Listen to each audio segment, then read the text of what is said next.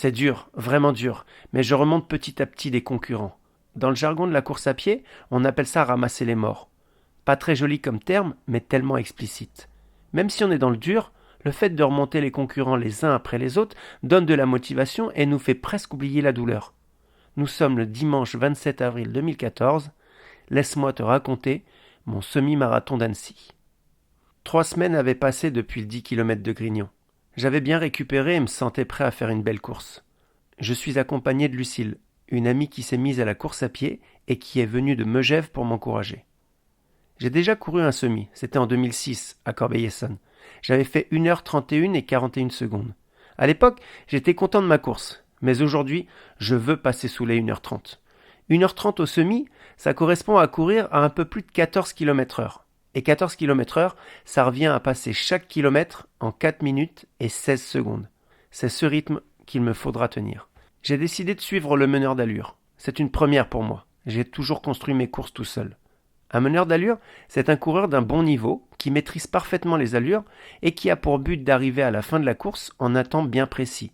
Moi, je serai avec le groupe 1h30. Il existe d'autres groupes, 1h15, 1h45, 2h. L'idée, c'est de se caler derrière lui, de ne plus penser à rien d'autre que de le suivre. Le souci, c'est que je ne suis pas le seul avec ce meneur d'allure, nous sommes plusieurs dizaines. À ce moment précis, je ne le sais pas encore, mais tout ne se passera pas idéalement dans ce groupe. Je suis calé derrière mon lièvre, mais un peu à la bagarre avec d'autres concurrents et dois faire attention à plusieurs reprises de ne pas tomber. Nous devons donc passer chaque kilomètre en 4 minutes et 16 secondes. Or, au premier kilomètre, nous sommes en 4,03, trop rapide. Au deuxième, nous sommes en 4,08, encore trop rapide. Je ne comprends pas. Comment se fait-il que le meneur nous fasse courir aussi vite dès le début ? Je garde un souvenir amer de ma course d'il y a 3 semaines durant laquelle je suis parti trop vite et où j'ai payé très cher les derniers kilomètres. Je ne veux pas reproduire ce schéma de course. Oui, mais arrête de réfléchir à tout ça. Laisse le meneur faire son job, il sait très bien ce qu'il fait. Et puis, au 3e kilomètre, on passe en 4,22. Là, je n'y comprends plus rien. Pourquoi a-t-on autant ralenti ? De nouveau, je m'interroge sans trouver de réponse. Au 4e kilomètre, c'est la même chose. On passe en 4,19. Trop lent. Ça m'énerve. Moi, qui aime les choses carrées, ou plus exactement ici, les kilomètres à allure constante, je n'ai pas ce que je veux.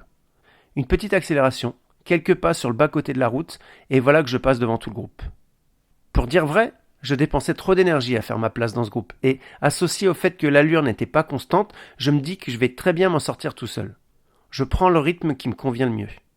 En fait, je vais pas plus vite que ce que je devrais. Petit à petit, je prends de la distance par rapport au groupe jusqu'à ne plus les avoir sur le porte-bagages. J'ai plus d'une centaine de mètres d'avance. Les kilomètres 8, 9 et 10 sont courus en 4,17. Je passe le 10e kilomètre en 42,20. J'ai 10 secondes d'avance sur mon plan de course. Tout se passe bien. C'est à partir de ce moment-là que je sens que ça devient plus dur. Pas insurmontable, mais plus dur. Je continue ma course, tâchant d'être régulier. Je fais également attention à ma technique de course qui, petit à petit, se dégrade avec la fatigue. Les kilomètres défilent. Mais au 15e kilomètre, je prends un grand coup derrière la tête. Je suis dans ma course, concentré sur ma foulée, quand j'entends derrière moi une sorte de grondement sourd et répétitif. Moi, qui pensais avoir pris mes distances avec le groupe 1h30, je me retourne et me rends compte que ce même groupe est en train de revenir sur moi. C'était leur pas sur le macadam que j'entendais. Un coup de massue. Il est absolument hors de question de me faire rattraper puis avaler par ce groupe. Bien que fatigué, je remets de l'allure et passe chaque kilomètre plus rapidement que le précédent. 4,13, 4,12, 4,9, 4,8. C'est dur, vraiment dur, mais je remonte petit à petit les concurrents. Dans le jargon de la course à pied, on appelle ça ramasser les morts. Pas très joli comme terme, mais tellement explicite.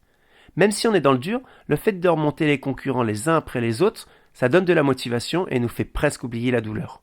Le rythme cardiaque est haut, presque 200 pulsations par minute en cette fin de course. J'ai cassé beaucoup de fibres musculaires et sens qu'à chaque impact, j'endoloris encore plus mes cuisses. Mais je ne veux rien lâcher. 4,08, puis encore 4,08. Je suis au 20e kilomètre en 1h24 et 44 secondes.